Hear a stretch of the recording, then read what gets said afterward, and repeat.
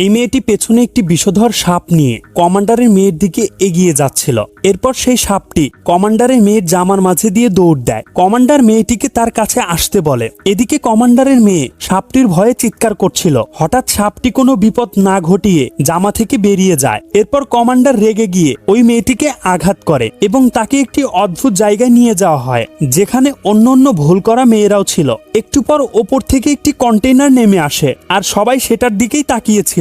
হঠাৎ কন্টেইনারটি ফেটে গিয়ে অনেকগুলো সাপ বেরিয়ে আসে। সবাই দ্রুত সেখান থেকে পালাতে থাকে, কিন্তু সাপগুলো মুহূর্তেই চারদিকে ছড়িয়ে পড়ে সবাইকে আক্রমণ করে। এদিকে এই লোকটি সাপগুলো থেকে না পালিয়ে শান্ত হয়ে বসেছিল।